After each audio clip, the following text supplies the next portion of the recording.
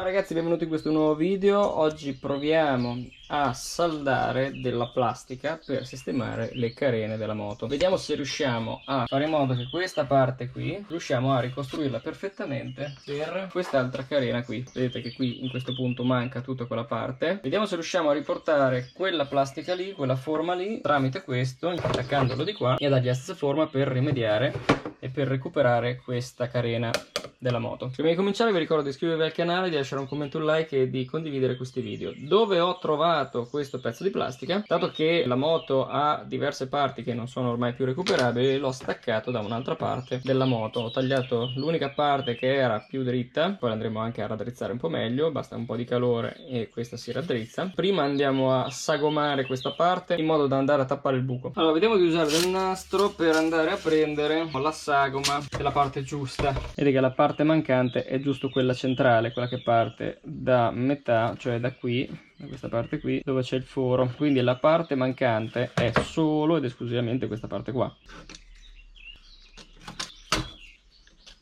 Devo andare a mettere quella forma lì qua sopra. Andiamo a prendere soltanto la parte che serve. La posso attaccare qua. Proviamo a sagomarlo. In questo modo ovviamente è molto grezzo perché vedete adesso il profilo c'è ma qui è venuto male, quindi andiamo a sistemarlo con della carta vetrata e a cercare di fare tutto esattamente come l'originale.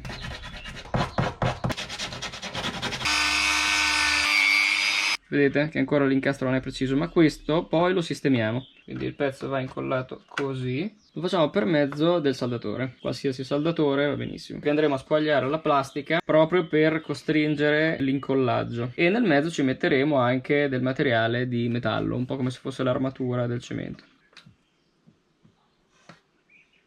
Allora, l'idea è avere delle parti in metallo che passano da una parte all'altra. Si possono usare anche dei chiodini, l'ho già fatto e funziona benissimo. Se no, prendete del fil di ferro, fate delle U e li saldate all'interno, ad esempio così. Scaldiamo il chiodo e il chiodo penetrerà all'interno della plastica. Questa cosa farà sì che il chiodo faccia da ponte. Si può usare anche una rete metallica, ancora meglio. Ok? In questo modo qui.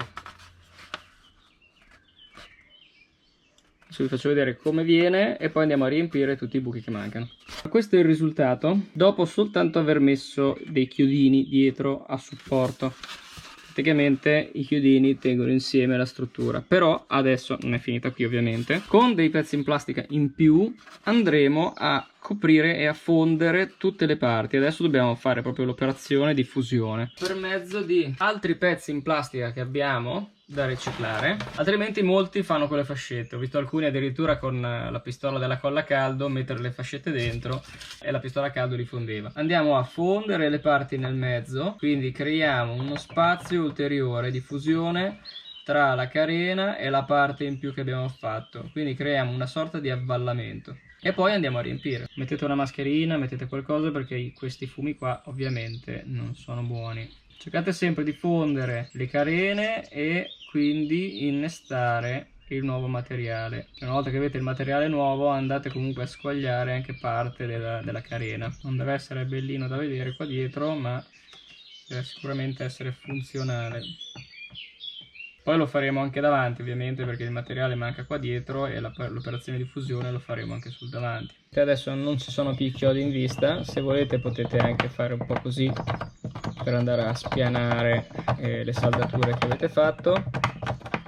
Ovviamente avere uno di quegli attrezzi che serve proprio a squagliare la plastica è più comodo, però vedete che alla fine si fa lo stesso. Stessa cosa la faremo dall'altra parte. Dopo un po' di lavoro manuale il risultato è questo. Ora andrà stuccato, tutto perfettamente riempito, tutto perfettamente liscio e le imperfezioni che vedete con lo stucco andranno pareggiate. Ancora grattare un po', lo farò di fino con una carta vetrata più fina. È fatto in questo modo, direi che il risultato è molto soddisfacente. Ho fatto anche lo spessore qui intorno in maniera da avere tutto praticamente uguale e poi regge perché ho grattato tantissimo, è fortissimo. Faccio il buco e ci siamo. Spero di essere stato utile con questa idea. Se vi capita si può fare su paraurti qualsiasi tipo di plastica, l'importante è che utilizzate poi la plastica corretta per fondere le due parti.